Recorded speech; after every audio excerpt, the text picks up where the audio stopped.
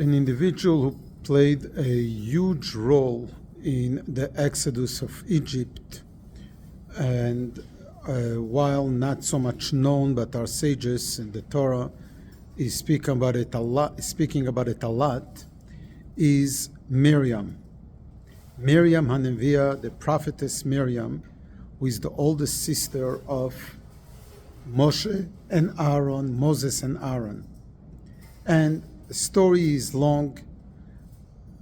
Actually, her father, separated from his mother, Amram, separated from Yocheved, due to the decree of Pharaoh, that all boys should be thrown into the Nile, into the river.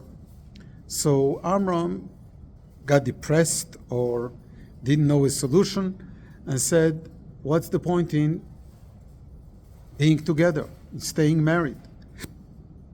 Miriam argued with her father and said, you're worse than Pharaoh.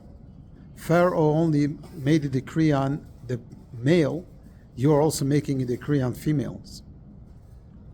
And Amram accepted the criticism of his daughter, reunited with his mother, with his wife, with her mother, with Yocheved, and Moshe Rabbeinu, Moses, the Redeemer, was born. In the parsha of this week, we're reading about the Exodus. Next week's parsha, we're reading about the crossing, the splitting and the crossing of the Red Sea, and with an emphasis on the song of Miriam and the women, who Miriam and the women did not give in to exile, did not wait for the Exodus to take place and then to thank Hashem, but while in Egypt they prepared topim umecholot, they prepared instruments with which to praise Hashem and sing and dance when the time comes. B'zchut nashim tzidkaniyot nigalu avotenu mimitzrayim. In the merit of our righteous women, our ancestors were redeemed from Egypt. And nonetheless, with all this greatness of Miriam, her name is called Miriam, which Miriam stands for, in Hebrew, for those of us who understand Hebrew, marim. Marim means bitter. So how come Miriam, who is such a prophetess, the one who is celebrating Geulah, the one who is celebrating the future and the redemption, how come she's called Miriam a bitter woman? And the Rebbe explains there cannot be ultimate joy if there isn't ultimate bitterness. We need to be bitter all in the ultimate and fullest force about the current situation and the negative, and only that could lead us to going out of that bitter state and celebrating the redemption.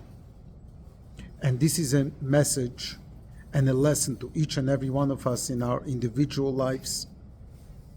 We need to be bitter about the negative things that are facing us, the negative state we're finding ourselves. That's not a contradiction to joy. Sadness, depression is, but bitterness is a living, a live situation of being unhappy with the current, and at the same time, this is the key to the ultimate joy. And so is also with the world events and with what is happening today in our holy land and in the world.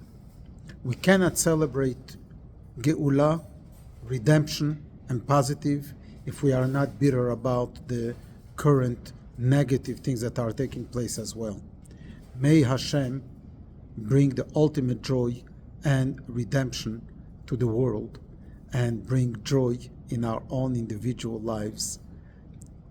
And may us go out of our internal boundaries and limitations, which is what the Yetziat Mitzrayim, the Exodus of Egypt, today means. Good Shabbos, Shabbat Shalom.